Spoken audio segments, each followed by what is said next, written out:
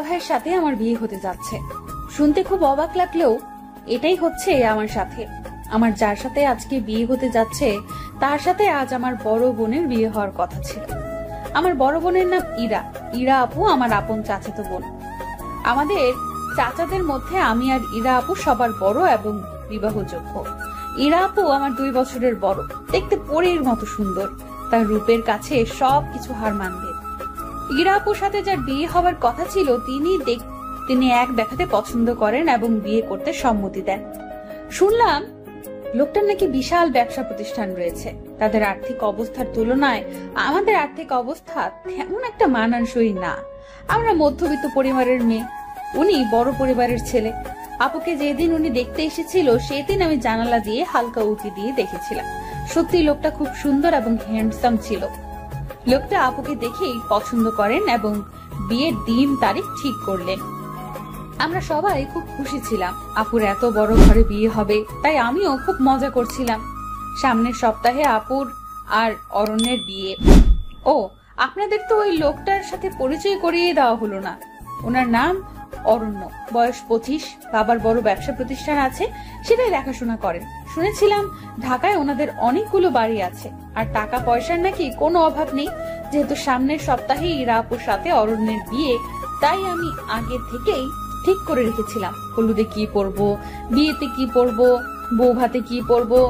চিন্তা করেছিলাম আপুর বিয়েতে অনেক মজা করব, কিন্তু কত প্ল্যান করেছিলাম, সব প্ল্যান বিয়ের দিন মাটি হয়ে গেছে। কারণ সকালবেলায় কাকি এসে বলল, কি গো ইরার মা, ইরাকে তো কোথাও খুঁজে পাচ্ছি না। বড় কাকির কথা শুনে আমরা সবাই স্তব্ধ হয়ে গেলাম। আর কিছুক্ষণ পর পাত্রপক্ষ আসবে, আর এখন ইরা আপুকে খুঁজে পাওয়া যাচ্ছে না। ইরা আপু কোথায় গেল কেউ বুঝে উঠতে পারেনি, কারণ ইরা আপুর সাথে কারো কোনো সম্পর্ক আছে বলে মনে হয় না। থাকলে অবশ্যই কেউ না কেউ জানতো। তবে আপু কোথায় গেল এই প্রশ্ন সবার মনে বিদ্ধ করতে লাগলো। ইরা আপুকে সারা বাড়ি খোঁজা হলো, কিন্তু তার কোনো হুদিস মিলল না। সবাই ভাবছে ইরা আপুর হয়তো প্রেমিক ছিল, তার হাত ধরে পালিয়েছে। কিন্তু এই কথা জানাজানি হলে মান সম্মান আর থাকবে না, তাই কি করবে সবাই ভেবে উঠতে পারছিল না। সবাই উপায় খুঁজতে লাগলো। হঠাৎ করে কাকা বাবাকে বলে উঠলো, অনন্যা তো বিবাহযোগ্য, অনন্যাকে বিয়ে দিলে কেমন হয়? মান সম্মান বাঁচানোর এছাড়া কোনো উপায় নেই। যেহেতু পাত্র যোগ্য ছিল, আর তাছাড়া আমি দেখতে এতটা সুন্দর না এবং আমার মতো দেখতে খারাপ মেয়ের জন্য এর থেকে ভালো পাত্র পাওয়া অসম্ভব, তাই আমার বাবা কাকার প্রস্তাবে রাজি হয়ে গেল। বাবার এমন অন্যায় সম্মতি দেখে আমার মাথায় যেন আকাশ ভেঙে পড়লো। কারণ আমি আর ইরা আপুর রাত দিন পার্থক্য। আমি দেখতে অতটা সুন্দর না, তারা মেনে নেবে বলে মনে হয় না। কিন্তু বাবা আর চাচার প্রচন্ড চাপে ইরা আপুর যাওয়ায় আমাকে কোণে সেজে বসতে হয় বিয়ের পিড়িতে। লাল টুকটুকে শাড়ি, ভারী গহনা পরে আমি কোণে সেজে বসে আছি। কিছুক্ষণের মধ্যে বরপক্ষ চলে আসবে। জানি না তারা এসে কি করবে, কি হবে এর পরিণতি। এসব কথা ভাবতেই নিজের ভেতর অসহ্য যন্ত্রণা হতে লাগলো। কিছুতেই ভাবতে পারছিলাম না, মাথা ঘুরতে লাগলো। তবু কোনো মতে নিজেকে সামলে স্থির হয়ে বসে পড়লাম। হঠাৎ কানে বাজতে লাগলো, বর এসেছে বলে চিৎকার করতে লাগলো। বরকে বারণ করা হলো। পাত্রপক্ষের সবাই কোণে দেখার জন্য রুমে প্রবেশ করলো। পাত্রপক্ষ আমাকে দেখে কোণে পাল্টানো হয়েছে বলে হইচই শুরু করলো, কিন্তু আমার বাবা আর কাকা বলল কোণে ঠিক আছে। পাত্রপক্ষকে চাপ দিল বিয়ে করার জন্য, না হয় ঝামেলা হবে। পাত্রপক্ষ চাপে পড়ে আমাকে বিয়ে করিয়ে নিতে রাজি হলো। নানান ঝামেলার পর অবশেষে আমাদের বিয়েটা সম্পূর্ণ হলো। আজকে ইরা আপুর জায়গায় অরণ্যের বউ হলো অনন্যা। জানি না তাদের মনে আমার জন্য ক্ষোভ জন্মে আছে কিনা। জন্মালে বা কি করার আছে আমার? যা হবার তা তো হয়েছে। আমি তো চাইনি এমন কিছু হোক। আমারও তো অরণ্য ভাইয়ার প্রতি খুব খারাপ লাগছে, কারণ সে আসছে পরি বিয়ে করতে, আর বিয়ে করতে হলো শেওড়া গাছের পেতনি। নিজের জন্য খারাপ লাগছে, কারণ আমি চাইনি আমার বিয়েটা এমন জোরপূর্বক হোক। দেখতে খারাপ হলেও কখনো এটা নিয়ে আফসোস করিনি, কারণ নিজেকে সব দিক দিয়ে পারফেক্ট করে তোলার আপ্রাণ চেষ্টা করেছি। আর এই বিয়ে নিয়ে 8-10টা মেয়ের মতো আমারও অনেক স্বপ্ন ছিল, আর আজকে চোখের সামনে আমার সব স্বপ্নগুলো ভেঙে গেল। নিজের অজান্তেই বুকের ভেতরটা হু হু করে উঠলো, আর চোখ দিয়ে বৃষ্টি নামতে লাগলো। অপর পাশে সবাই বলতে লাগলো ইরা অনন্যার ভাগ্য খুলে দিয়ে গিয়েছে, তা না হলে অনন্যা এমন ছেলে কখনো বিয়ে করতে পারতো নাকি। এই কথাগুলো শুনে আমার মনটা আরো খারাপ হয়ে গেল। ভাগ্যের কাছে এভাবে হেরে যাব ভাবতেই পারিনি। অবশেষে বিয়ে সম্পূর্ণ হলো। এখন কোণে বিদায় দেওয়ার পালা। আমার বাবা আমাকে অরণ্যের হাতে তুলে দিল। আমাকে অরণ্যের হাতে তুলে দেওয়ার সময় তার মুখের দিকে তাকানো সাহস পেলাম না। লজ্জায় আমি মাথা নিচু করে রইলাম এবং কিছুক্ষণ পর গাড়িতে তুলে দিল। আমি বাবার বাড়ি ছেড়ে শ্বশুর বাড়ি যাচ্ছি, কিন্তু 8-10টা মেয়ের মতো স্বপ্ন নিয়ে যাচ্ছি না, হাজারো স্বপ্ন ভেঙে যাচ্ছি। ভাগ্যের পরিহাস এমন হবে বুঝতে পারিনি। অবশেষে ব্যস্ত শহরের পথ পাড়িয়ে আমি শ্বশুর বাড়ি পৌঁছালাম। শ্বশুর বাড়ির বাকি সবাই আমাকে দেখে কানাকানি করতে লাগলো। কি সর্বনাশ করেছে অরণ্য! এক তো মধ্যবিত্ত ঘরে বিয়ে করেছে, তার মধ্যে মেয়ে হলো অসুন্দর। মেয়ে দেখার সময় সবার চোখ কপালে ছিল নাকি? এই মেয়েকে অরণ্যের সাথে মানায় না, এমন সর্বনাশ অরণ্য নিজ হাতে কেন করলো? এসব শুনে মনটা আরো ভাঙতে লাগলো। কোন রকম সবাই তুলে আমাকে ঘরে নিল। খেয়াল করলাম ঘরটা ভীষণ সাজানো গোছানো, চারদিকে ফুলের সুবাস ছড়াচ্ছে। আজ এ ঘরে ইরাপুর আসার কথা ছিল। ভাগ্যের লীলা খেলায় আমি আসলাম। ঘরে নিভু নিভু আলোতে চুপ করে বসে রইলাম। হয়তো এই সময় অন্য মেয়েরা বসে থাকে স্বামীর অপেক্ষায়, আর আমি বসে আছি এক অনিশ্চিত ভবিষ্যতের অপেক্ষায়। হঠাৎ খেয়াল করলাম অরণ্য ঘরে ঢুকেছে। ওনাকে দেখে আমার পুরো শরীর ভয়ে কাঁপতে লাগলো। জানি না কি কথার সম্মুখীন হতে হবে আমাকে।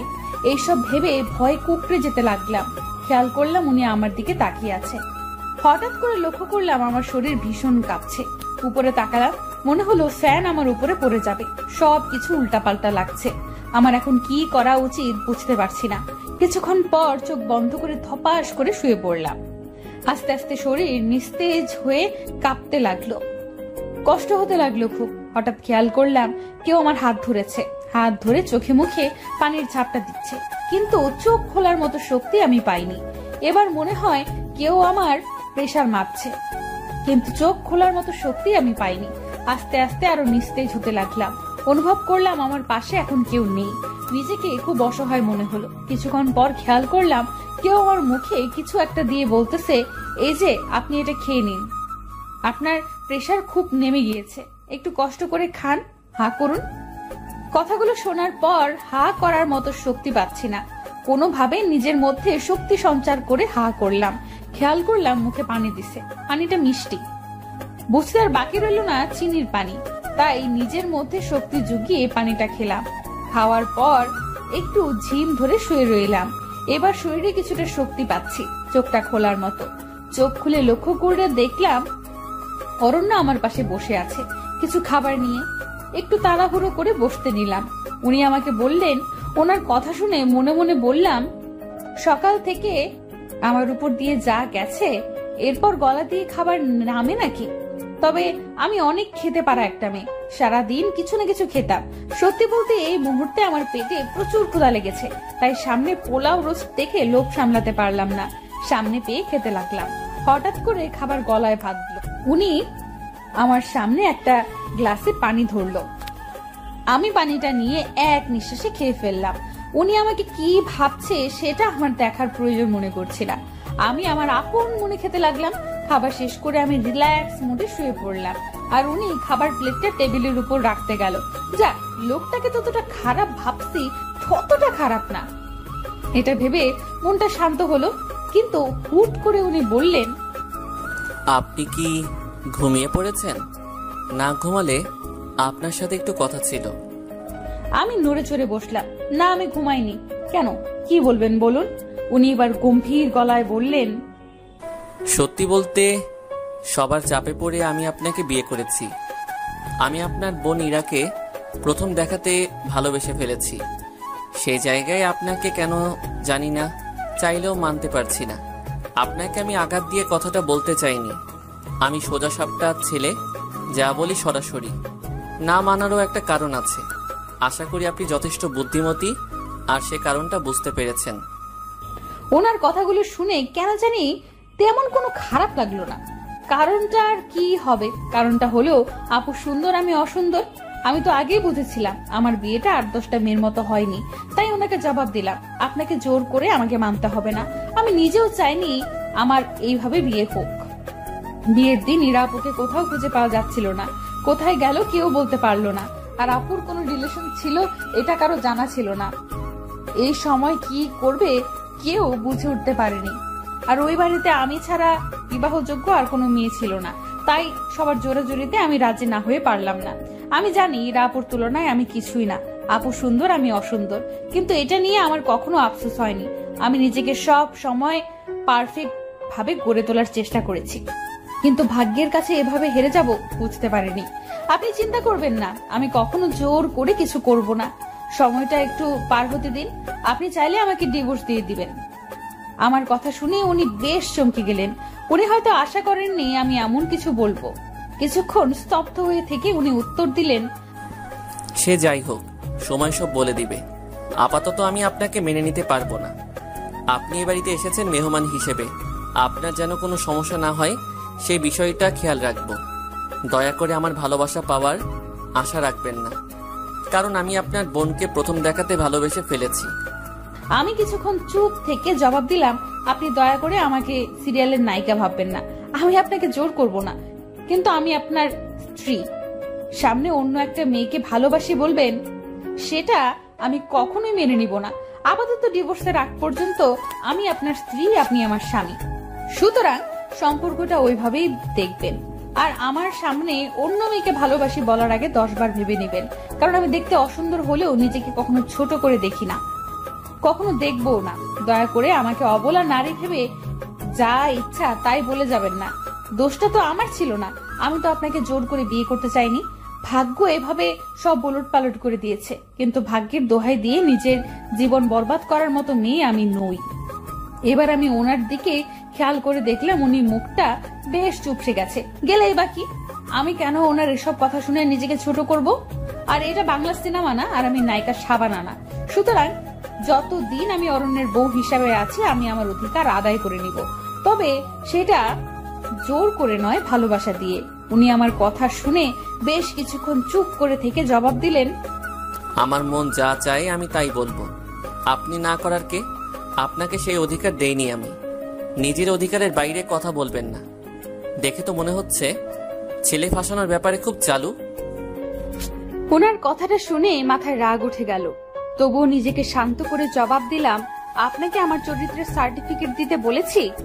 আমার ব্যাপারে মন্তব্য করার অধিকার দিয়েছি নাকি? আপনি যেমন আমাকে বলছেন আমিও আপনাকে বলবো। আর হ্যাঁ, এটাকে বলে লেভেল। আর হ্যাঁ, আপনি যেমন আমাকে তেমনই হতে হবে। দেখেন, আপনি কিন্তু বেশি বকবক করছেন। আপনাকে দেখে তো প্রথম ভাবলাম কথাই বলতে জানেন না, এখন তো দেখছি আপনার মুখ দিয়ে কথার ফুলঝুরি ফুটেছে। আমার সাথে লাগতে আসবেন না।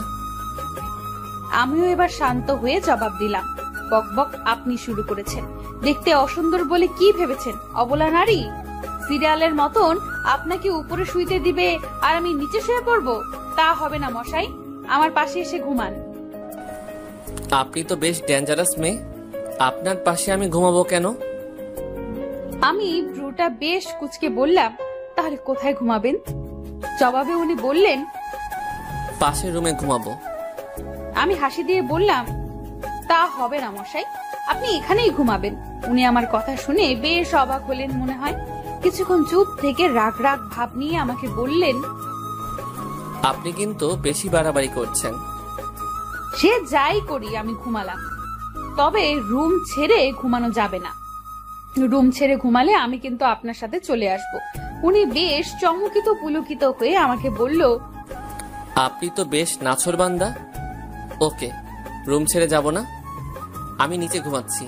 এবার আমায় একটু রেহাই দিন। আমি মুচকি হেসে জবাব দিলাম, ওকে ভূত মশাই। উনি ব্রুটা কুচকে বলল, ভূত মশাইটা কে আবার? আমি হাসতে হাসতে বললাম, কেন আপনি? উনি অবাক হয়ে বলল, এর মধ্যে আপনি আমার নাম ঠিক করে ফেলছেন? হ্যাঁ করেছি। উনি বিরক্ত হয়ে জবাব দিলেন, আপনি সত্যি পাগল একটা মেয়ে, সেটা কি আপনি জানেন? আমি হেসে তাকে জবাব দিলাম, সেটা নতুন করে বলার কিছু নেই, আমি একটু নাছোড়বান্দা, সবাই জানে। আপনি ঘুমান। আর হ্যাঁ, ধন্যবাদ এত কিছু খাওয়াবার জন্য। সবগুলো খাবার আমার প্রিয় ছিল, শুধু চিনির পানি ছাড়া। উনি কিছুটা চুপ হয়ে বলল,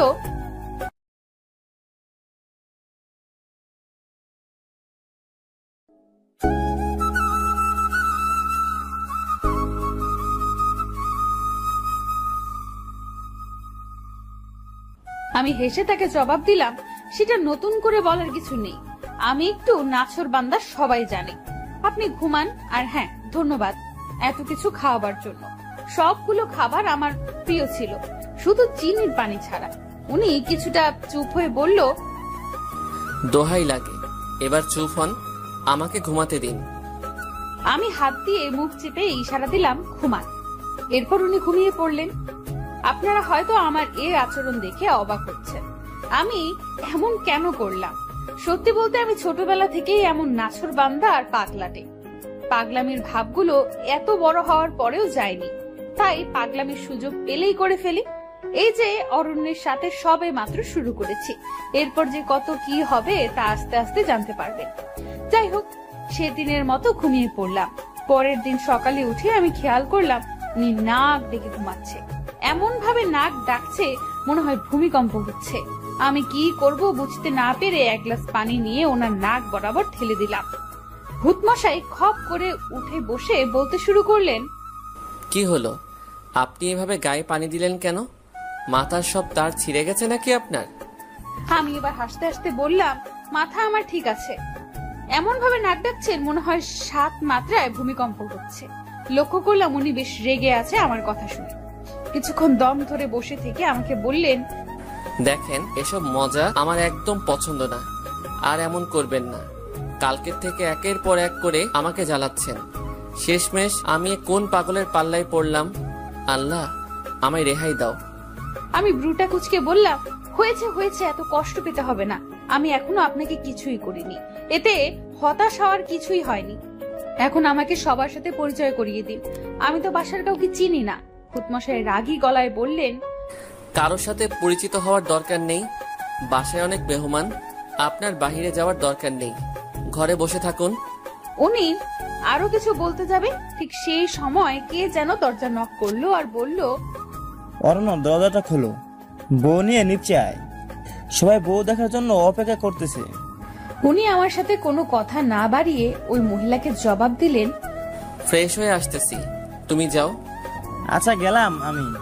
উনি উঠতে যাবে, ঠিক তখনই আমি ওনাকে বললাম, আচ্ছা আপনার বাসায় কে কে আছে বলুন না আমায়।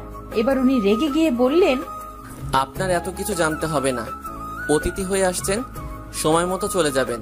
বাসায় কে আছে এটা জেনে আপনার কি হবে? ওনার কথাগুলো শুনলে গা জ্বলে যায়, কিন্তু আমিও নাছর বান্দা, যতক্ষণ না বলবে আমি ওনাকে উঠতে দিব না। এরপর আমি বললাম, আপনি না বললে আপনাকে উঠতে দিব না, আগে বলেন কে কে আছে। বলবো না কে কে আছে? কি করবেন আপনি? আপনি একরোখা হলেও আমি আপনার চাইতে বেশি একরোখা। আমি কিছুই বলবো না। আমি গলা একটা কাশি দিয়ে বললাম, বলতে হবে না, যান ওয়াশরুমে যান।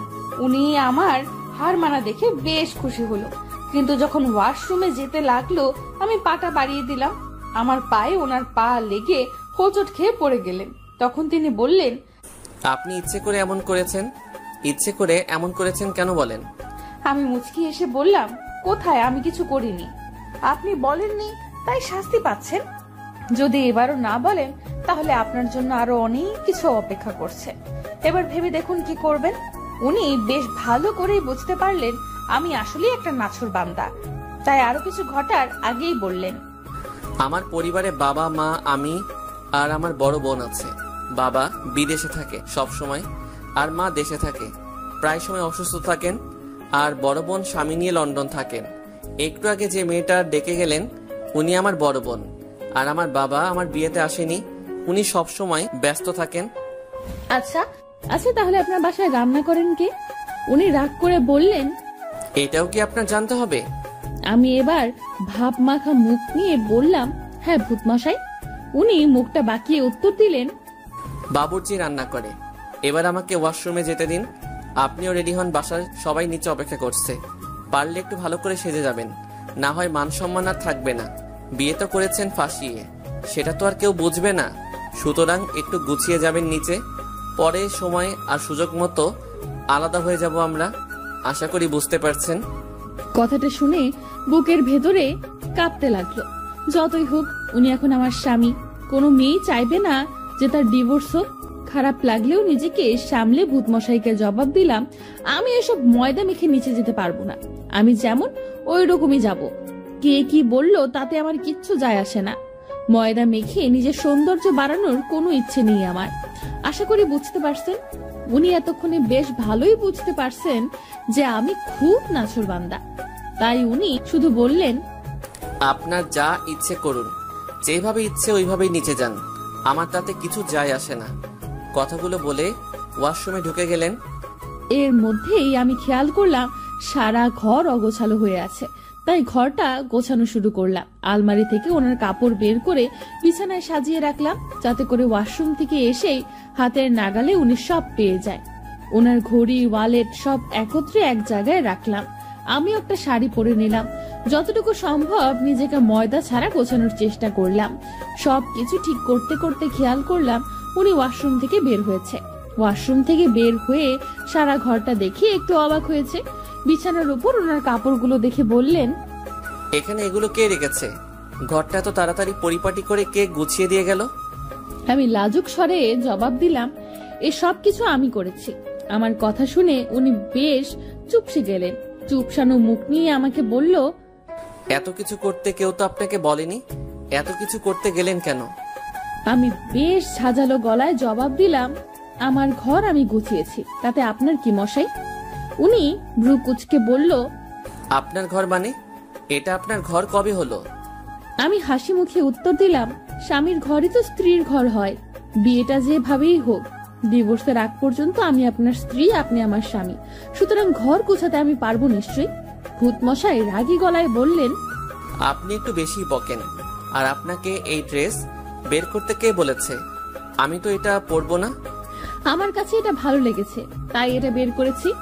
এটা পরলে আমি খুশি হব। উনি এবার গম্ভীর একটা মুড নিয়ে জবাব দিলেন, আপনার খুশিতে আমার কিছু আসে যায় না। করছেন তো ফাঁসিয়ে বিয়ে, আবার অধিকার ফলাতে আসছেন। লজ্জা হওয়া উচিত আপনার। এই কথাটা শুনে বুকের ভেতরে হু হু করে কষ্টের সাইরেন বেজে উঠল। চোখের কোণে হালকা মেঘও জমতে শুরু করলো। তবুও নিজেকে অনেক শক্ত করে ওনাকে বললাম, আপনার ইচ্ছে মতো পরে নিন, সমস্যা নেই। তারপর উনি ওনার পছন্দ মতো একটা ড্রেস পরলেন। কিন্তু আমিও কম নাছোড়বান্দা না, এর শাস্তি ওনাকে পেতেই হবে। কি করে কি করা যায় বেশ ভাবতে শুরু করলাম। ভাবতে ভাবতে একটা চিন্তার আকাশে হাবুডুবু খেতে লাগলাম। হঠাৎ করে ভূত মশাইয়ের তুরির শব্দে চিন্তার ঘুর কাটলো। ভূত মশাই তুরি বাজাতে বাজাতে বললেন, এই যে আপনি উপরে তাকিয়ে কি দেখছেন? না তেমন কিছু না, কি হয়েছে বলুন। আপনি আর কোনোদিন আমার অনুমতি ছাড়া আমার আলমারিতে হাত দিবেন না, বুঝছেন? আমি কথাটা শুনে বেশ হেসে লুটিপুটি খাচ্ছিলাম। লুটিপুটি খেয়ে তুরি বাজাতে বাজাতে বললাম, ও হ্যালো, আলমারিতে হাত দিতে অনুমতি লাগে নাকি? আমাকে জ্ঞান দিতে আসবেন না, আমি অন্যায় কিছু করিনি। উনি বেশ বিরক্ত হয়ে আমাকে বললেন, আপনি সত্যি পাগল একটা মেয়ে, আপনার মাথার তার সব ঢিলা। আমি আবার হাসতে হাসতে বললাম, ভূতমশাই একটু ভুল বলে ফেলেছেন। উনি ওনার বিরক্তি মাখা মুখ নিয়ে প্রশ্ন করলেন, কি ভুল শুনি? আমি হাসি দিয়ে বললাম, আমার মাথার তার ঢিলা না। তো আপনার মাথার তার কি? আমার মাথার তার তো সব ছিঁড়া। এবার খেয়াল করলাম ওনার মুখে বিরক্তির মাত্রা বেশ বৃদ্ধি পেয়েছে। বিরক্তি মাখা মুখ নিয়ে বললেন, দোহাই লাগে, এবার চুপ করুন, আপনার বকবক থামান, এবার নিচে চলুন, আমাকে মুক্তি দিন। আমি আমার শাড়ির আঁচল নাড়াতে নাড়াতে বললাম, চলুন। এরপর দুজনে নিচে গেলাম। নিচে যাওয়ার পর খেয়াল করলাম সবাই আমার দিকে কেমন ভাবে তাকাচ্ছে, আর আমাকে দেখে বলছে, অরণ্যের কপালে চোখ ছিল নাকি? এমন একটা মেয়ে কেউ বিয়ে করে আনে নাকি? তার উপর মেয়ের পরিবার বেশি ধনী না। কি দেখে অরণ্য এই মেয়েকে বিয়ে করলো আল্লাহ জানে। একের পর এক সবাই এসব কথা শুনে আমার মনটা ভীষণ খারাপ হতে লাগলো। সবাই শুধু আমার বাহ্যিক সৌন্দর্য নিয়ে সমালোচনা করছে, আমার ভেতরটা বোঝার চেষ্টা করলো না। ভেতরের মানুষটা কেমন আমি সেটা কেউ জানার প্রয়োজন মনে করলো না। হুট করে খেয়াল করলাম আমার শাশুড়ি মা এসেছেন। সবাই শাশুড়ি মাকে দেখে চুপ হয়ে গেল। শাশুড়ি মা এসে আমাকে দেখে বলল, তোমার নাম কি মা? আমি চট করে ওনাকে সালাম করে বললাম, আমার নাম অনন্যা। উনি হাসি দিয়ে বললেন, বাহ, খুব সুন্দর নাম। আমি মাকে বললাম, মা আপনি এদিকে এসে বসেন। মা, আপনি অসুস্থ শরীর নিয়ে কষ্ট করে এখানে আসলেন কেন? ডাক্তার আপনাকে বেড রেস্ট দিয়েছে, এই শরীর নিয়ে এখানে আসার কি দরকার ছিল? আপনি বললে আমি আপনার রুমে চলে যেতাম। আমি আপনার রুমটা চিনলে সকালে উঠে আমি আপনার রুমে চলে যেতাম, কিন্তু আপনার রুমটা চিনি না। তাছাড়া এই বাড়িতে আমি নতুন, তাই চিনতে পারিনি। চিনলে আমি চলে যেতাম। মা, কষ্ট হয়নি তো আসতে? উনি এক রাশ হাসি দিয়ে বললেন, আমার মাটা দেখি অনেক সুন্দর করে কথা বলে।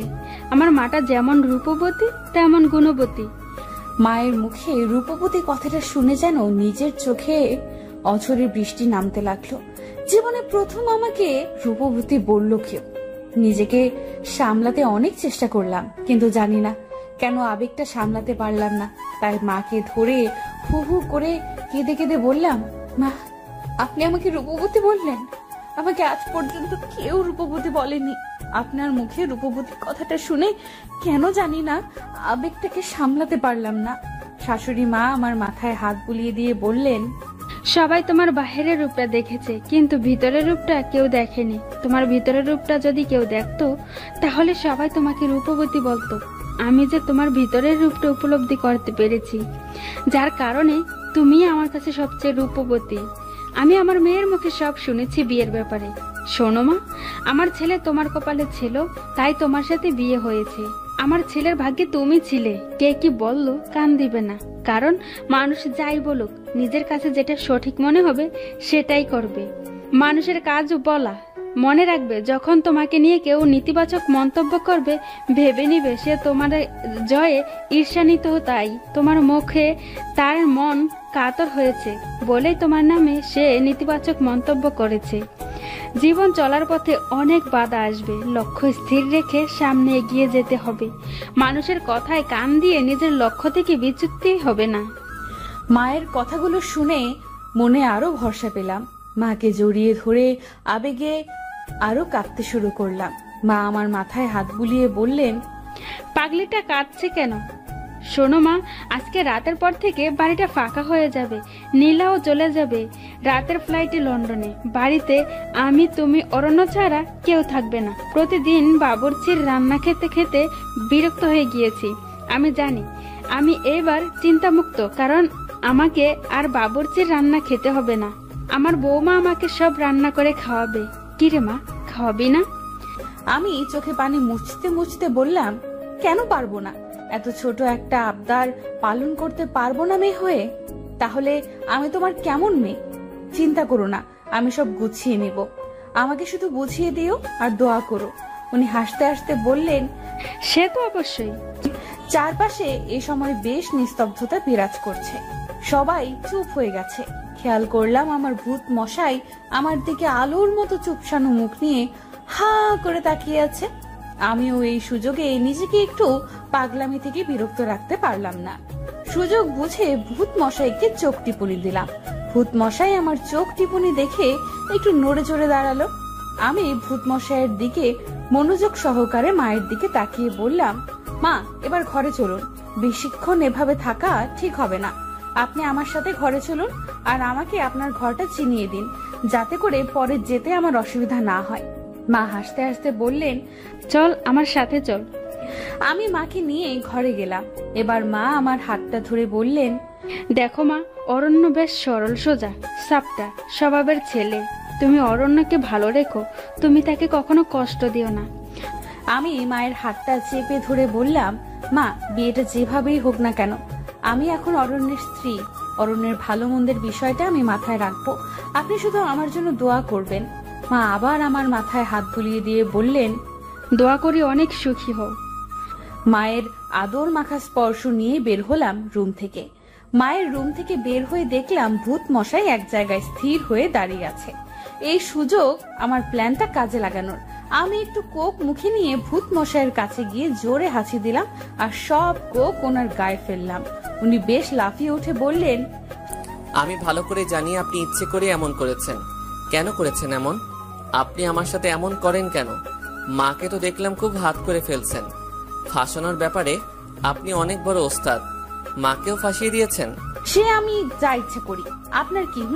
যান ড্রেসটা চেঞ্জ করে আগের ড্রেসটা পরে আসেন, যেটা আমি পছন্দ করে দিয়েছি। আমার কথা শুনেননি তো, তাই এমন হলো। মাঝে মাঝে বউয়ের কথা শুনতে হয়, নয়তো এমন অনাকাঙ্ক্ষিত ঘটনা ঘটতে পারে।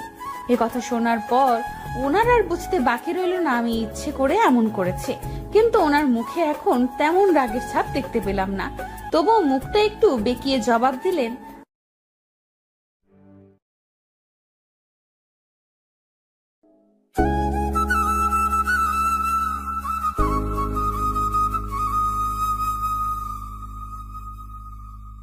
সে আমি যা ইচ্ছে করি, আপনার কি?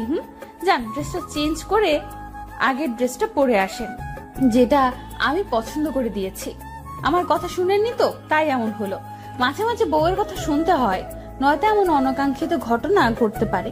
এ কথা শোনার পর ওনার আর বুঝতে বাকি রইল না আমি ইচ্ছে করে এমন করেছে, কিন্তু ওনার মুখে এখন তেমন রাগের ছাপ দেখতে পেলাম না।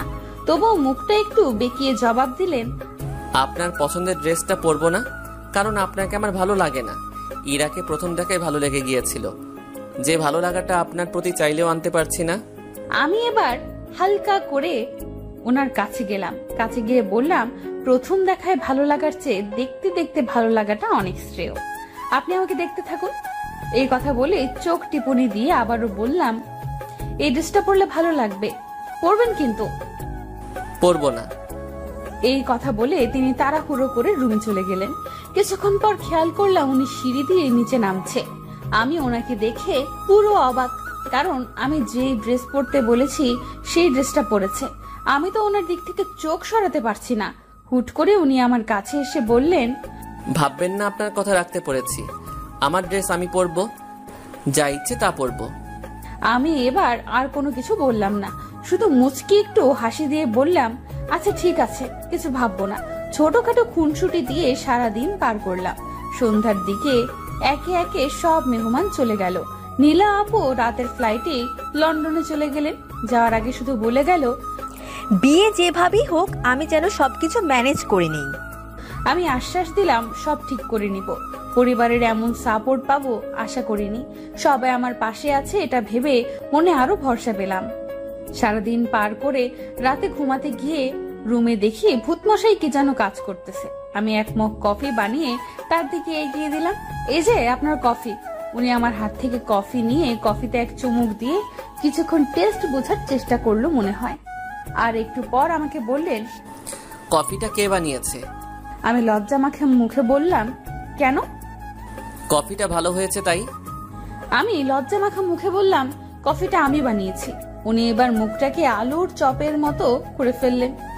ভুল ক্রমে উনি আমার প্রশংসা করে ফেলেছেন, এটা মনে হয় ওনার উচিত হয়নি, তাই মুখটাকে বাংলার পাঁচ করে ফেললেন। এবার মনে হয় আমাকে একটু পচিয়ে উনি ওনার দায়িত্ব পালন করবেন। যা ভেবেছিলাম তাই করেছে।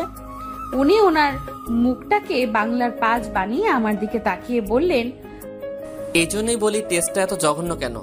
আমি ওনার কথায় ভ্রুক্ষেপ না করে একটু মুচকি হাসি দিয়ে চলে গেলাম। পরের দিন সকালে উঠে সব রান্না করলাম। রান্না করে মায়ের খাবার নিয়ে মায়ের রুমে চলে গেলাম। মা আমাকে দেখে হাসি মাখা মুখে বলে উঠল, কি রে মা, এখন এত খাবার নিয়ে আসলি কেন? এত খাবার কোথায় দেখলে তুমি? এগুলো সব খেতে হবে তোমাকে, নয়তো সুস্থ হবে না। আমার কাছে খাবার নিয়ে কোনো ফাঁকে দিতে পারবে না।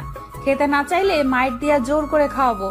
উনি হাসতে হাসতে আমার মাথায় হাত দিয়ে বললেন, বুঝতে পেরেছি, আমার আর ফাঁকি দেওয়া যাবে না, তা দাও খেয়ে নেই। আমি মাকে খাওয়াতে লাগলাম আর একের পর এক গল্প শুনতে লাগলাম। মনে হয় উনি অনেক দিন পর মন খুলে কথা বলছেন।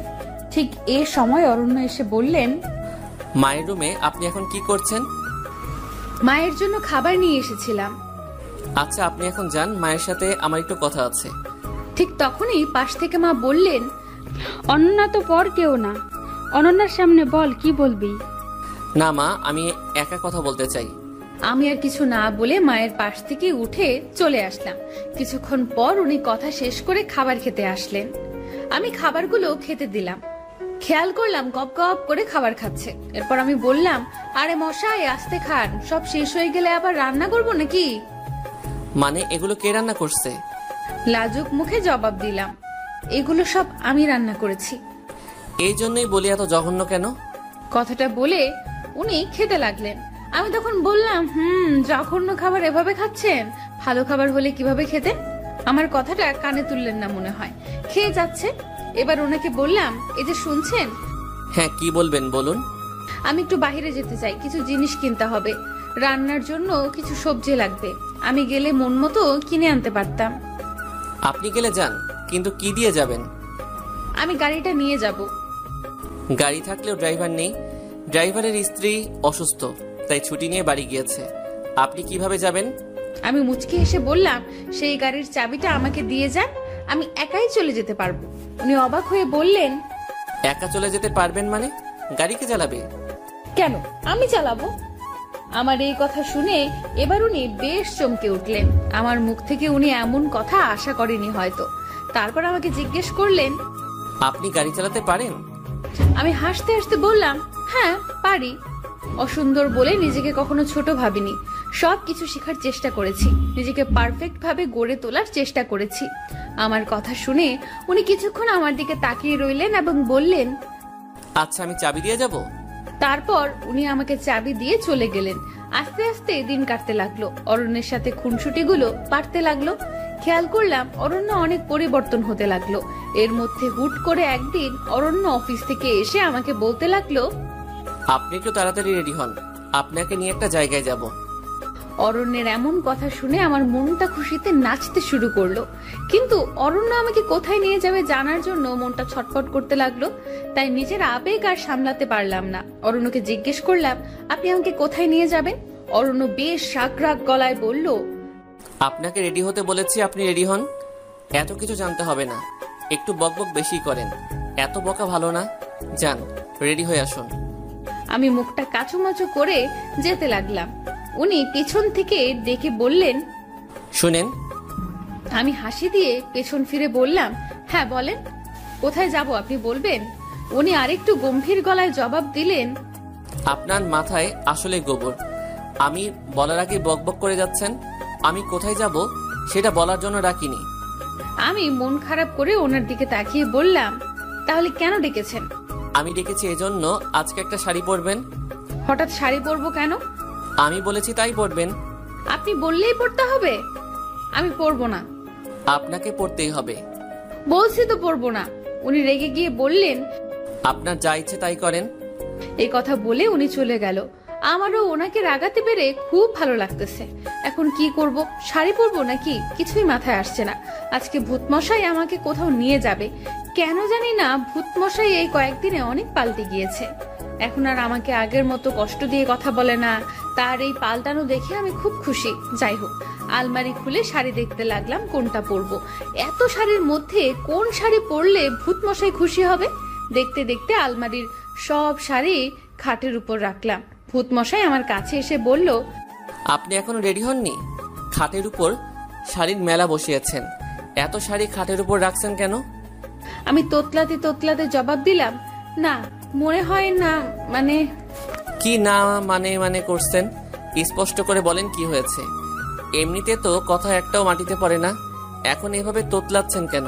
ঠিক করে বলেন কি হয়েছে। না মানে, আমি মুখটা একটু অসহায় ভাব নিয়ে বললাম, না মানে। আবার না মানে শুরু করেছেন। সত্যি বলতে আমি কোন শাড়ি পরবো ঠিক বুঝতে পারছি না। আপনি যদি একটু ঠিক করে দিতেন ভালো হতো, আমার রেডি হতে সুবিধা হবে। উনি মুচকি হেসে আমাকে বললেন, একটু ওই দিকে যান। সামান্য শাড়িটা ঠিক করতে পারছেন না কোনটা পরবেন? সবকিছু তো বলার আগে করেন। আজ এমন কি হলো, শাড়ি পছন্দ করতে পারছেন না? না মানে। থাক, আপনাকে আর না মানে করতে হবে না।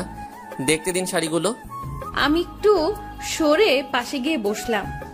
উনি আমার পাশে এসে বললেন এবং সব শাড়ি থেকে একটা শাড়ি হাতে নিয়ে বললেন, আপনি বরং কালো শাড়িটা পরুন, পরলে ভালো লাগবে। কালো শাড়ির কথা বলাতে আমার মনের ভেতর কেমন করে উঠলো, কারণ আমি ফর্সা না তাই। এরপর আমি ওনাকে বললাম, আমি তো ফর্সা না, তাই আমাকে কালো শাড়ি মানাবে বলে মনে হচ্ছে না। কালো শাড়িতে আরো কালো লাগবে আমাকে, একদম পেতনি মনে হবে। আপনি আমাকে অপমান করার জন্য এমন বলছেন তাই না? উনি আমার কথায় মনে হয় বেশ বিরক্ত হলো। হয়তো আমার মুখে এমন কথা আশা করেননি, তাই উনি বিরক্ত মাখা মেজাজে আমাকে বললেন, আপনার মতো সাহসী মেয়ের মুখে এমন কথা মানায় না। মা তো বলেছে সৌন্দর্য ভিতরে থাকে, বাইরের সৌন্দর্য কোনো সৌন্দর্য না। আপনাকে না হয় আমি ভিতর থেকে দেখলাম, আপনি কালো শাড়িটা পরুন। আপনাকে অপমান করার কোনো ইচ্ছা আমার নেই। আপনার যদি মনে হয় আমি অপমান করার জন্য বলেছি তাহলে পরার দরকার নেই। এই কথাটা বলে উনি রুম থেকে বের হয়ে গেলেন। আমি এখন কি করব বুঝে উঠতে পারছি না। অবশেষে চিন্তা ভাবনা করে কালো শাড়িটা পরে নিলাম। এই প্রথম আমি কালো শাড়ি পরলাম। কালো ছিলাম বলে কখনো কালো ড্রেস পরিনি। আজকে কালো শাড়িটা পরাতে নিজের কাছে নিজেকে কেন জানি সুন্দর লাগছে। হালকা একটু পাউডার মুখে মেরে দিলাম। হঠাৎ করে খেয়াল করলাম উনি রুমে প্রবেশ করেছে। রুমে প্রবেশ করে আমাকে দেখে বললেন, বাহ, আপনাকে খুব সুন্দর লাগছে। কালো কাজল পরলে আরো সুন্দর লাগবে, সাথে একটা বড় খোপা করলে। আমি কালো, তার উপর কালো কাজল পরলে চোখগুলো আরো কালো দেখাবে। সাদা কালো কোনো ভেদাভেদ নেই, ভেদাভেদ তো মানুষের দৃষ্টি করে। আপনাকে সুন্দর দৃষ্টিতে কেউ দেখলে অবশ্যই তার কাছে সুন্দর লাগবে। মানুষকে সুন্দর অসুন্দর তখন লাগে যখন মানুষের দৃষ্টি সুন্দর অসুন্দর হয়। আপনি চাইলে কালো কাজল পরতে পারেন, আপনাকে ভালো লাগবে। ভূতমশাইয়ের কথাগুলো শুনে মনের ভেতর রোমাঞ্চকর অনুভূতি আসলো। ওনার মুখে এমন কথা শুনে নিজের মধ্যে অসম্ভব ভালো লাগা কাজ করছে। সত্যি কখন যে ওনাকে ভালোবেসে ফেলেছি বুঝতে পারিনি। হঠাৎ করে ওনার ডাকে চিন্তার ঘোর কাটলো। কি ব্যাপার, কোথায় হারিয়ে গেলেন? না মানে আবার না মানে? হয়েছে হয়েছে, এবার চটপট রেডি হন, আমি নিচে নামছি। এই বলে অরণ্য নিচে নেমে গেল। দরজার সামনে গিয়ে পেছনে তাকিয়ে বলল, এই যে শুনুন। জি বলেন। একটা টিপ পরলে খারাপ লাগবে না, আর মাথায় খোপা করুন। অরণ্যের মুখে এসব কথা শুনে আমি লজ্জায় লাল হয়ে গেলাম। অরণ্য এভাবে আমাকে বলবে আমি কখনো ভাবিনি। অরণ্য এ বলে বাইরে গেল। আমি টিপ আর খোপা করে নিচে নামলাম। খেয়াল করলাম মা নিচে বসে আছে। মা আমাকে দেখে বললেন, আজকে আমার মা অনন্যা এত খুশি, কোথায় যাচ্ছে? মায়ের কথা শুনে আরো লজ্জা পেলাম। লজ্জায় লাল হয়ে নিচে তাকিয়ে রইলাম। মা আমার এই হাল দেখে কাছে আসলো আর আমার মাথার উপরে হাত তুলে বলল, আজকে অরণ্যের সাথে ঘুরতে যাওয়া হচ্ছে, এতেই এত লজ্জা? আজকে মাকে অনেক সুন্দর লাগছে, দেখি হাতটা দাও। আমি মায়ের দিকে হাত বাড়িয়ে দিলাম। মা তার হাত থেকে বালাজোড়া খুলে আমার হাতে পরিয়ে দিয়ে বলল, বিয়ের পর হাত খালি রাখতে হয় না, হাতে সবসময় চুড়ি পরে থাকতে হয়। যাও, তোমার তো আর আনন্দের শেষ নেই। স্বামীর সাথে ঘুরে আসো। আমার মহাজনও কাল পরশু আসবে, তখন আমিও ঘুরবো। তখন আমাদের প্রেম দেখে হিংসা করো না। যাও মা, দেরি হলে অরণ্য রাগ করবে। আমি হাসতে হাসতে মাকে বললাম, কি যে বলো না মা, আমি তো তোমার বন্ধুর মতো। আমি রেডি হয়ে বের হলাম। খেয়াল করলাম উনি গাড়ির সামনে দাঁড়িয়ে আছে। আমাকে দেখে আমার দিকে এক নজরে হা করে তাকিয়ে আছে। আমি লজ্জায় আরো কাতর হয়ে গেলাম। লজ্জায় কাতর হয়ে ওনাকে বললাম, কি ব্যাপার, কি দেখছেন? তেমন কিছু না। তাহলে এভাবে তাকিয়ে আছেন কেন? এমনি তাকিয়ে আছি। সব কি তোমাকে বলতে হবে? এত বাচাল মেয়ে এত বকতে পারে? লক্ষ্য করলাম অরণ্য আমাকে তুমি করে বলছে। আমার যে কি খুশি লাগছে বলে আপনাদেরকে বোঝাতে পারবো না। মনটা খুশিতে নাচতে লাগলো। হুট করে উনি ডাক দিল আর বলল, অনন্যা এভাবে মূর্তির মতো দাঁড়িয়ে আছো কেন? না মানে আজকে তোমার মুখ থেকে না মানে গেল না। এই যে আপনি আমাকে তুমি করে বললেন তো, তাই আর কি। তুমি আমার বয়সে ছোট, তোমাকে কেন আপনি ডাকবো? তোমাকে তো তুমি করেই ডাকবো। শুনো, জি বলুন। আজকে তুমি গাড়ি চালাবে, আমি তোমার পাশে বসবো। আমি খুশিতে লাফ দিয়ে গাড়িতে উঠতে লাগলাম আর বললাম, আচ্ছা আচ্ছা। আমি উঠতে যাব, ঠিক তখনই একটা হোঁচট খেলাম। উনি আমাকে জাপটে ধরে বলতে শুরু করলো, তোমার চটপটে আর পাগলামি স্বভাব আর গেল না, আস্তে উঠো। এরপর আমি আস্তে করে গাড়িতে উঠলাম। ভূত মশাইও গাড়িতে উঠলেন।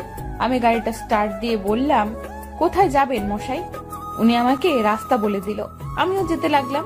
যেতে যেতে একটা রেস্টুরেন্টের সামনে চলে আসলাম। রেস্টুরেন্টে দুজনে ঢুকলাম। এরপর অরণ্য আমায় আস্তে করে একটা জায়গায় নিয়ে গেল। জায়গাটা পুরো মোমবাতি দিয়ে সাজানো পরিপাটি। দেখেই কেমন জানি আনন্দ লাগছে। একটা কেক আনলো। এরপর আমাকে বলল, কেকটা কাটো তুমি। হঠাৎ করে কেক কাটবো কেন? কারণ আজ তোমার জন্মদিন, সেটা তো ভুলে বসে আছো। ওহো, আজকে 21শে ফেব্রুয়ারি, সত্যি তো আমার জন্মদিন। আমার জন্মদিন আপনি জানলেন কিভাবে? মা বলেছে। আমি তো খুশিতে আত্মহারা যে ভূত মশাই এমন একটা সারপ্রাইজ দিয়েছে। হঠাৎ করে ভূত মশাই একটা রিং বের করে আমাকে পরাতে নিল। ঠিক তখনই একজন মেয়ে ওয়েটার এসে ডাক দিল। আমরা ওয়েটারের দিকে তাকিয়ে চমকে গেলাম। ওয়েটারও আমাদের দিকে তাকিয়ে চমকে গেল আর মুখ লুকাতে লাগলো। কারণ এই হলো ইরা আপু। কিন্তু ইরা আপু এখানে কি করছে? ইরা আপু আমাকে আর অরণ্যকে দেখে চলে যেতে নিল। আমি ইরা আপুর হাতটা ধরে বললাম, তুই এতদিন কোথায় ছিলি? হুট করে কোথায় চলে গেলি?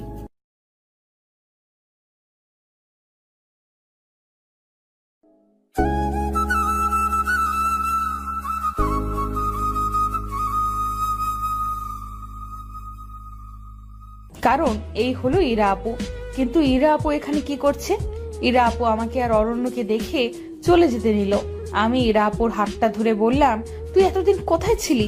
হুট করে কোথায় চলে গেলি? কিন্তু ইরা আপু কোনো জবাব দিল না।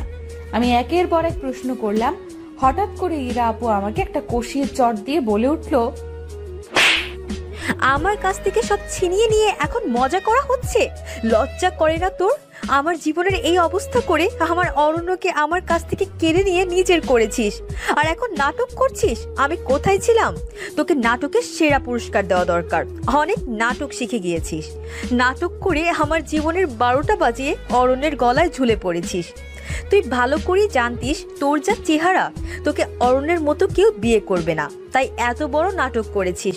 লজ্জা লাগে না এখন আমাকে এসব জিজ্ঞাসা করতে? আমাকে খুব হিংসা করতি, তাই না? হিংসায় কাতর হয়ে এমন করেছিস। নিজের বোনের সাথে এমন করতে লজ্জা লাগে না? আমি ইরা আপুর কথা কিছুতেই বুঝতে পারলাম না। ইরা আপু কি বলে মাথায় কিচ্ছু ঢুকছে না। ইরা আপুর এসব দোষারোপ আমাকে করছে কেন? আমি তো এমন কিচ্ছু করিনি। আমি ইরা আপুকে বললাম, আপু কি হয়েছে? এমন বলছিস কেন? আমি তো কিছুই বুঝতে পারছি না। আমি তোর কথায় মানে বুঝতে পারছি না। আমাকে কেন এসব বলছিস? আমি কেন নাটক করতে যাব? কেন তোর ক্ষতি করতে যাব? আপু আমাকে মুখটা বেঁকিয়ে রাগান্বিত হয়ে বলল, এখন তো অরণ্যের সামনে ন্যাকা সাজবি? একদম কিছু বুঝিস না। আর বুঝবি কিভাবে? তুই তো কিছুই করিস নাই, তাই না?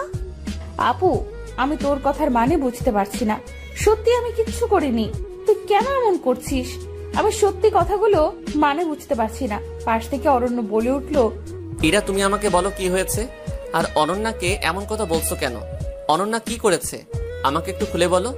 ইরা অরণ্যের দিকে অসহায়ের মতো তাকিয়ে গম্ভীর গলায় বলল, অনন্যাকে জিজ্ঞাসা করুন, সে না হয় আপনাকে উত্তর দিয়ে দিবে। আমার থেকে ভালো সে বলতে পারবে, কারণ নাটকের ডিরেক্টর তো অনন্যাই ছিল, আর আমি তো ছিলাম ভুক্তভোগী। অরণ্য আমার দিকে তাকালো। অরণ্যের মুখে এবার আমার প্রতি সন্দেহের ছাপ লক্ষ্য করা যাচ্ছে। বোঝা যাচ্ছে যে সে আমাকে অনেক সন্দেহ করতেছে। সন্দেহ মাখা মুখ নিয়ে বললেন, অনন্যা কি করেছো তুমি? ইরা এসব কি বলছে? সত্যিটা বলো, কি হয়েছে? আমার কাছে সব খুলে বলো। নাটক করবে না একদম। কি বিশ্বাস করেন, আমি কিচ্ছু করিনি। ইরা আপু কেন এমন বলতেছে সেটাও বুঝতেছি না। এমন কেন বলতেছিস তুই? খেয়াল করলাম ইরা আপু খুব কান্না করতেছে। কেন এভাবে কান্না করছে সেটাও বুঝতেছি না। অরণ্য ইরা আপুকে সান্ত্বনা দিয়ে বলল, ইরা তুমি বলো কি হয়েছে? ইরা আপু কাঁদতে কাঁদতে অরণ্যকে বলল, কি আর বলবো বলুন? আমার তো সবকিছু শেষ হয়ে গিয়েছে এই কালনাগিনীর জন্য। এখন আর বললেও সব ঠিক হবে না। আমি চাই না আপনাদের মধ্যে কোনো ঝামেলা হোক। আপনারা প্লিজ চলে যান। ইরা, তোমাকে বলতে বলেছি, বলো অনন্যা কি করেছে? খেয়াল করলাম ইরা আপু কাঁদতে কাঁদতে অরণ্যকে বলল, আপনারও কি বিশ্বাস হয় আমি বিয়ের দিন বয়ফ্রেন্ডকে নিয়ে পালিয়েছি? অরণ্য শান্ত স্বরে জবাব দিল, সে তো আমি বিশ্বাস করিনি, কারণ তুমি তো বিয়ের আগে আমার সাথে ফোনে অনেক কথা বলতে। কিন্তু হঠাৎ কি এমন হলো? কোথায় গিয়েছিলে তুমি? খেয়াল করলাম ইরা আপু এবার বেশ কাঁদছে। কাঁদতে কাঁদতে ইরা আপু যা বললো সেটা শুনে আমার হার্টবিট বেড়ে গেল। মনে হয় এখানে দম বন্ধ হয়ে যাবে। আপু এসব কেন বলছে কিছুই বুঝতে পারলাম না। আমার বুকটা ছিঁড়ে যাচ্ছে কথাগুলো শুনে। কারণ আপু বলল, আমি কোথায় গিয়েছিলাম সেটা কি আপনি জানতে চান? হ্যাঁ, জানতে চাই। তখন ইরা আপু বলল, সেদিন আমি ঘরে বসে সাজতে লাগলাম। হঠাৎ করে অনন্যার মোবাইল থেকে মেসেজ আসলো। আপু একটু লুকিয়ে বাহিরে আয়, অরণ্য ভাইয়া আসছে তোমার সাথে দেখা করতে, তোমাকে সারপ্রাইজ দিতে। আমিও সরল মনে বের হলাম। আমার ভুল ছিল, আমি আপনাকে কল দেইনি। বের হয়ে দেখলাম বাইরে কেউ নেই, আশেপাশে ফাঁকা। অনন্যাকে কল দিলাম, সেও ফোন তুলছে না। হুট করে অনন্যার মোবাইল থেকে মেসেজ আসলো, একটু বাগানের দিকে আয়। অরণ্য এখানে দাঁড়িয়ে আছে। আমিও বাগানের দিকে গিয়েছিলাম, কিন্তু কাউকে কোথাও দেখলাম না। আমি সামনের দিকে একটু এগুলাম, তারপর এই বলে ইরা আপু আবার কাঁদতে লাগলো। অরণ্য তখন ইরা আপুর হাতটা ধরে বললেন, বলো তারপর কি হলো, কান্না থামাও। ইরা আপু কান্না থামিয়ে বলল, তারপর লক্ষ্য করলাম কয়েকটা লোক আমাকে ঝাপটে ধরলো, আমার মুখ চেপে ধরলো। আমি চোখেও কিছু দেখতে পেলাম না। কখন যে জ্ঞান হারিয়ে ফেললাম টের পেলাম না। জ্ঞান ফেরার পর লক্ষ্য করলাম আমি রনকদের বাসায়। অরণ্য বেশ অবাক হয়ে জিজ্ঞাসা করলেন, রনকটা কে? ইরা আপু বলল, রনক হলো অনন্যার বেস্ট ফ্রেন্ড। যদিও রনক অনন্যার 2 বছরের বড়, তবুও তাদের ভালো ফ্রেন্ডশিপ ছিল। রনক আমাকে অনেক পছন্দ করত। অনন্যাকে বেশ কয়েকবার বলেছিল সে, কিন্তু আমি রাজি হইনি। আর সে সুযোগে অনন্যা নিয়েছে। আমার বিয়ের দিন আমাকে গায়েব করে দিয়েছে, আর ফাঁসিয়ে আপনাকে বিয়ে করেছে। অনন্যা আমার সাথে এমন করবে আমি ভাবতেও পারিনি। রনককে দেখে আমি চমকে গিয়ে জিজ্ঞাসা করলাম, তুমি আমাকে এখানে নিয়ে এসেছো কেন? আমি তোমাকে ভালোবাসি ইরা, আমি চাই তুমি আমার হও। দেখো, অনন্যাও চাই তুমি আমার হও, তাই তো অনন্যা আমাকে সাহায্য করেছে। ইরা রনকের মুখে অনন্যার নামটা শুনে অবাক হয়ে গেল। অবাক হয়ে রনককে জিজ্ঞেস করলো, অনন্যা তোমাকে সাহায্য করেছে আমাকে তুলে আনতে? আমি বিশ্বাস করি না। হ্যাঁ, আমি সত্যি বলছি, বিশ্বাস অবিশ্বাস তোমার ব্যাপার। আমি তোমাকে বিয়ে করতে চাই, আর সন্ধ্যায় বিয়ে করব। আমি সবকিছু ঠিক করে রেখেছি। এই কথাগুলো বলে ইরা আপু আবার কাঁদতে লাগলো। অরণ্য ইরার হাতটা আরো ভালো করে ধরে বললেন, এরপর তুমি ওখান থেকে কিভাবে এসেছো?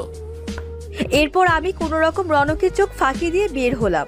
এরপর বাড়ি এসে দেখি আপনার সাথে অনন্যার বিয়ে হয়ে গেছে, আর সবাই ভেবে নিয়েছে আমি পালিয়ে গিয়েছি। সেদিন আমার মুখটা দেখানোর মতো ইচ্ছা আর ছিল না, তাই বাড়িতে আর যাইনি। সরাসরি ফ্রেন্ডের বাসায় চলে যাই। সেখান থেকে একটা কাজ জোগাড় করি, আর এখানে একটা বাসা ভাড়া করে থাকা শুরু করলাম। তুমি একবার আমাকে বলতে পারতে ইরা। কি বলবো আপনাকে? কোন মুখে বলতাম আপনাকে? ততক্ষণে সব শেষ হয়ে গিয়েছিল।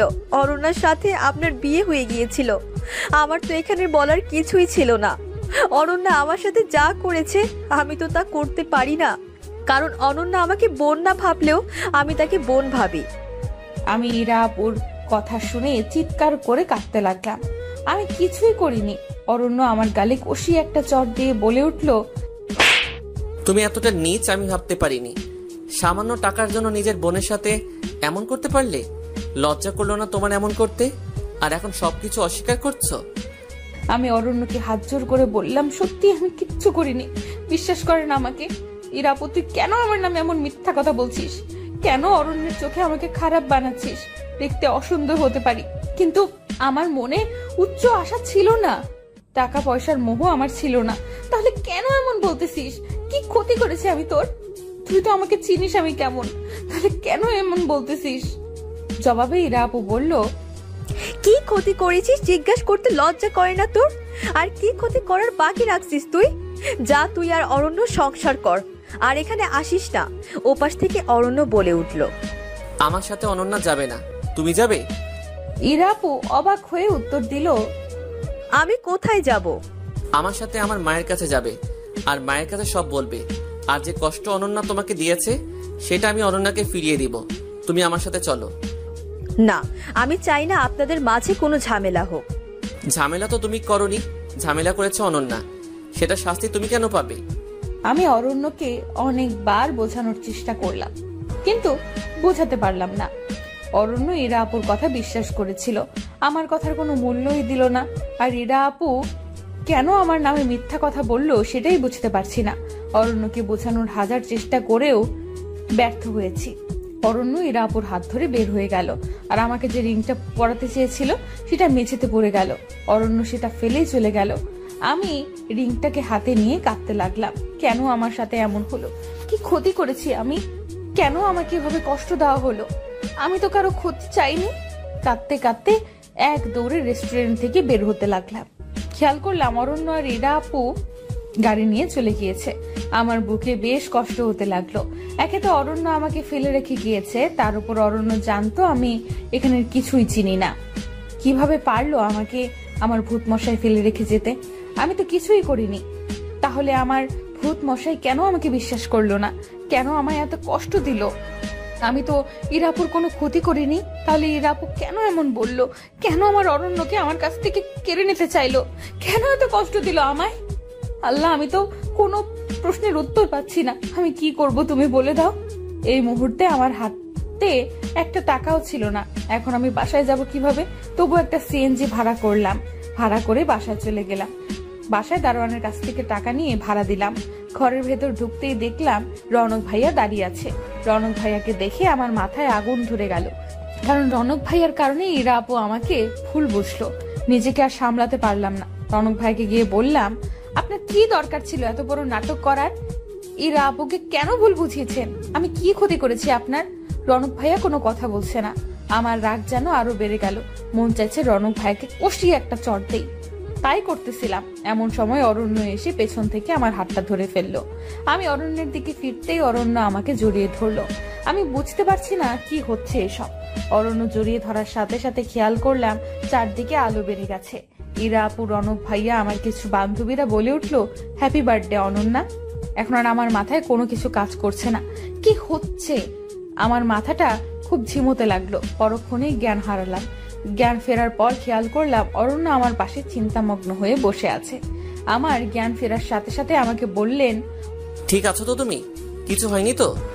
হঠাৎ করে সবার এতটা পরিবর্তন দেখে কেন জানি না নিজের কাছে খুব অবাক লাগছে। খেয়াল করলাম সামনে ইরা আপু আর রনক ভাইয়া দাঁড়িয়ে আছে। আমি ওদের দেখে রেগে যেতে লাগলাম। ঠিক তখনই অরণ্য আমাকে শান্তস্বরে বলল, অনন্যা, ওদেরকে কিছু বলো না। ওরা এতক্ষণ যা করছে আমার কথাই করেছে। অরণ্যের কথা শুনে আমি যেন আকাশ থেকে পড়লাম। কি বলে এসব? মাথার উপর দিয়ে যাচ্ছে। আমি অবাক হয়ে জিজ্ঞেস করলাম, মানে? আমি তো কিছুই বুঝতে পারছি না। অরণ্য একটা মুচকি হেসে বললেন, কিছু বুঝতে হবে না। আগে তোমাকে একটা সংবাদ দেই। ইরা কোথায় গিয়েছিল সেটা তো সবার অজানা ছিল। ইরা রনকের সাথে পালিয়ে গিয়ে বিয়ে করেছিল। আমি কথাটা শুনে বেশ অবাক হয়ে বললাম, বেশ, তাহলে একটু আগে ঘটে যাওয়া ঘটনাটা কি আমার স্বপ্ন ছিল? ওরা বিয়ে করলে একটু আগে এমন করলো কেন? ইরা আপু পাশ থেকে বলে উঠলো, তুই একটু শান্ত হ, আমি সব বলছি। আমি নিজেকে শান্ত করে বললাম, এবার বলো। রনকের সাথে আমার 3 বছরের সম্পর্ক। রনক তোকে কিছু বলেনি, কারণ আমরা ভাবছিলাম তোকে সারপ্রাইজ দিব, কিন্তু হঠাৎ করে আমার বিয়ে ঠিক করায় সব ঝামেলা পাকালো। কি করব কিছুই বুঝতে পারছিলাম না। শেষমেশ বিয়ের দিন সকালে মনে হলো নিজের ভালোবাসাকে এইভাবে কোরবানি করা ঠিক হবে না। তাই রনককে ফোন দিয়ে বললাম, রনক তুমি কি চাও? আমরা এক হই। ইরা, তুমি এখনো এই কথা জিজ্ঞেস করছো? তুমি যা করতে বলবে আমি তাই করব। তুমি শুধু আমাকে ছেড়ে যেও না প্লিজ। তাহলে বাগানের কাছে চলে আসো। রনক আমার কথা শুনে বাগানের কাছে আসলো, আর আমি সুযোগ বুঝে রনকের সাথে পালিয়ে যাই। তাহলে একটু আগে যে কাহিনীটা বলেছিল সেটার কি হলো? আমার প্রশ্নের জবাবে সবাই একটু হেসে নিল। সবার হাসি দেখে এবার সত্যি আমার গা জ্বলে যেতে লাগলো। রেগে গিয়ে বললাম, কি হলো বলবি তো? অরণ্য মুচকি হেসে বললেন, 4টা মাস খুব জ্বালাইছো আমাকে, তাই এর শাস্তি ভালোবাসি শব্দটা বলার আগেই দিতে হতো। আর একটু সারপ্রাইজ দেওয়ার বাকি ছিল। হুট করেই ইরার সাথে দেখা, তখন ইরাকে নিয়ে প্ল্যানটা করি। এই রকম প্ল্যানটা কে করলো শুনি? অরণ্য হাসি হাসি মুখ নিয়ে বলল, আমি করেছি। এরকম একটা প্ল্যান করেছে বলে অরণ্যের প্রতি আমার খুব অভিমান জমে গেল। অভিমানে গাল ফুলিয়ে বসে রইলাম। ইরা আপু বলল, আচ্ছা অনন্যা থাক, তুই, আমি আর রনক বাইরে গেলাম। তোদের মান অভিমানের পালা শেষ কর। আর চটটা দেওয়ার জন্য সরি, জোরে লাগেনি তো? নাটক করতে গিয়ে ক্যারেক্টারের মধ্যে ঢুকে গিয়েছিলাম। ইরা আপুর কথাটা শুনে অভিমান আরো বেড়ে গেল। তাই অভিমানী গলায় বললাম, হয়েছে, জুতো মেরে গরুদান করতে হবে না। ইরা আপু হাসি দিয়ে রনক ভাইয়ের কাছে চলে গেল, আর আমি গাল ফুলিয়ে বসে রইলাম। অরণ্য আমার দিকে তাকালো, কিন্তু আমি অভিমানের কারণে অরণ্যের দিকে তাকালাম না। অরণ্যের চোখ যেন আমার দিক থেকে সরছে না। আমি যেন তার চোখের নিশানা থেকে সরতে পারছি না। ক্রমশই আমার অভিমান কমতে লাগলো। তবু অভিমান ধরে রাখার চেষ্টা করলাম, কিন্তু অভিমান ধরে রাখতে পারলাম না। তাই অরণ্যকে জড়িয়ে ধরে আবেগে কাঁদতে লাগলাম। কাঁদতে কাঁদতে বললাম, আমাকে এইভাবে কষ্ট দেওয়ার কি দরকার ছিল? আমি যদি হারিয়ে যেতাম ওই জায়গা থেকে? আমি তো আমার অনন্যাকে চিনি, যে সে বাসা খুঁজে আসতে পারবে, সেটা আমার খুব ভালো করে জানা ছিল। সারপ্রাইজটা কেমন লাগলো? খুব বাজে লাগছে। এইভাবে আর সারপ্রাইজ দিবেন না। নাটক করতে গিয়ে তো রিংটা ফেলে আসলেন। খেয়াল করলাম অরণ্য আমার এই কথা শুনে অট্ট হাসি দিচ্ছে। তাই আমি বললাম, কি ব্যাপার, এত হাসি দিচ্ছেন কেন? হাসি দিচ্ছি এই জন্য, আমি যে রিংটা ফেলে এসেছি সেটা নকল রিং ছিল, আসল রিংটা আমার কাছে। নাটকটা বাস্তবমুখী করার এক অভিন্ন প্রচেষ্টা আর কি। এত বড় ছলনা! চান, আপনার সাথে আর কথা বলবো না। অরণ্য এবার আমাকে জড়িয়ে ধরলো। মনে হচ্ছে তার নিঃশ্বাসের শব্দ আমি শুনতে পাচ্ছি, তার হার্টবিটের আওয়াজ আমি শুনতে পাচ্ছি। এবার কানের কাছে মুখটা হালকা করে নিয়ে বললেন, আই লাভ ইউ আমার পেতনি। এবার যেন তাহার প্রতি থাকা সকল অভিমান দুমড়ে মুচড়ে শেষ হয়ে গেল। অভিমানটা টিকিয়ে রাখার বৃথা চেষ্টা করলাম, কিন্তু পারলাম না। আমি ফিসফিস করে বললাম, আই লাভ ইউ টু ভূতমশাই। আমার মতো কালো মেয়েকে ভালোবাসলেন কিভাবে? মানুষের দৃষ্টি সুন্দর অসুন্দরের বৈষম্য করে, আমার দৃষ্টিতে তুমি সবচেয়ে বেশি সুন্দরী। অরণ্যের মুখে এই কথাটা শুনে আমি যেন কোথাও নিমেষেই হারিয়ে গেলাম। কিছু বলতে চাইলেও আর পারছি না, কারণ গলাটা থরথর করে কাঁপতে লাগলো। অরণ্য এবার আমার চোখটা হাত দিয়ে চেপে ধরলো আর বলল, আমার সাথে একটু চলো। আমি বললাম, কোথায়? আগে চলো তারপর বলি। এত নাচরবান্দা মেয়েরে বাবা এত বকবক করতে পারে?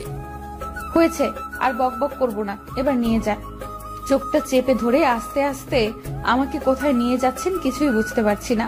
হুট করে চোখ খুললাম, খেয়াল করলাম আমি ছাদে। চারদিকে মোমবাতি দিয়ে সাজানো। ইরা অপর রনক ভাইয়া বাজি ফোটাতে লাগলো। পাশে মা দাঁড়িয়ে আছে, ওনার পাশে একজন ভদ্রলোক দাঁড়িয়ে আছে। আমার বুঝতে বাকি রইল না উনি আমার শ্বশুর। আমি দৌড়ে গিয়ে ওনাদের সালাম করলাম। ইরা অপর রনক ভাইয়া একটা কেক আমার সামনে আনলো আর বলল, ভূত আর পেতনি দুজনেই কেকটা কাটেন, আর অরণ্য ভাইয়া আপনি অনন্যাকে রিং পরিয়ে দিন, আর অনন্যা তোর হাতের নকল রিংটা ফেলে দে। এত বোকা কবে হয়েছিস? সামান্য নাটক বুঝতে পারলি না? তুই তো বেশ নাছোড়বান্দা আর বুদ্ধিমতী ছিলি। আমি লজ্জায় লাল হয়ে গেলাম আর বিড়বিড় করে বললাম, প্রেমে পড়লে যে মানুষ বলদ হয় সেটা আমাকে দিয়ে প্রমাণ হলো। অরণ্য ধাক্কা দিয়ে বলল, কি বিড়বিড় করা হচ্ছে? না কিছু না। একটু ওইদিকে তাকাও, তোমার জন্য সারপ্রাইজ আছে। কি সারপ্রাইজ? ওইদিকে তাকিয়ে দেখো। আমি ওদিকে তাকিয়ে দেখি বাবা, মা, চাচা, চাচি সবাই এসেছে। আমি খুশিতে আত্মহারা হয়ে গেলাম। বিয়ের পর এসব ঝামেলার কারণে আমার শ্বশুর বাড়িতে কেউ আসেনি। এভাবে সারপ্রাইজ পাবো বুঝতে পারিনি। আমি তো খুশিতে স্থির হয়ে গিয়েছিলাম, নড়তেও পারছিলাম না। অরণ্য আমাকে ধাক্কা দিয়ে বললেন, এবার কেকটা কাটো, আর আপনি শব্দটা রীতি টানো। আপনি শব্দটা রীতি টানবো মানে? মানে তুমি আমাকে তুমি করে বলবে। আমার তো লজ্জা লাগবে। হয়েছে হয়েছে, আর লজ্জা পেতে হবে না। কেকটা কাটো, সবাই অপেক্ষা করছে। এরপর কেকটা কাটলাম। কেকটা কাটার সাথে সাথে চারদিকে বাজি ফুটতে শুরু করলো। কয়েকটা ফানুস আকাশে উঠতে লাগলো। কি যে অনুভূতি বলে বোঝানো যাবে না। মনের ভেতরটা এমন লাগছে যেন ঝড় হওয়ার পরে শরীরে শীতল হাওয়া বইছে। সত্যি বুঝতে পারিনি আমার ভূত মশাই আমাকে এতটা ভালোবাসে। কেকটা কাটলাম, ভূত মশাই আমার হাতে রিং পরিয়ে দিল। আমি লজ্জায় এক দৌড়ে রুমে চলে আসলাম। অরণ্য আমার পেছনে রুমে আসলো। অরণ্যকে বললাম, আপনার তো। অরণ্য আমার মুখটা চেপে ধরে বলল, আপনি না, তুমি বলো। আমি লজ্জা মাখা মুখে বললাম, তোমার তো আমাকে ভালো লাগে না। ইরা আপুকে প্রথম দেখাতে ভালো লেগেছিল, হুট করে আমাকে ভালো লাগলো কিভাবে? উত্তরে অরণ্য বলল, কারণ প্রথম দেখে ভালো লাগার চেয়ে দেখতে দেখতে ভালো লাগা অনেক শ্রেয়। আমি বললাম, আমার কথা আমাকে ফিরিয়ে দেওয়া হচ্ছে? সত্যি কথা বললে ফিরিয়ে দেওয়া হয় না, বরং সত্যতার প্রমাণ হয়। সেদিনের পর থেকে অরণ্য আমার জীবনটা পুরোপুরি পাল্টে গেল। দেখতে দেখতে 3টা বছর কেটে গেল। এর মধ্যে আমি এক পুত্র সন্তানের মা হলাম। একদিন পাশের বাসার ভাবি আমার সন্তানকে দেখতে এসে বললেন, অনন্যা ভাবি, আপনার বিয়েটা যেন কিভাবে হয়েছে? উত্তরে আমি বললাম, আমাদের হঠাৎ বিয়ে হয়েছে।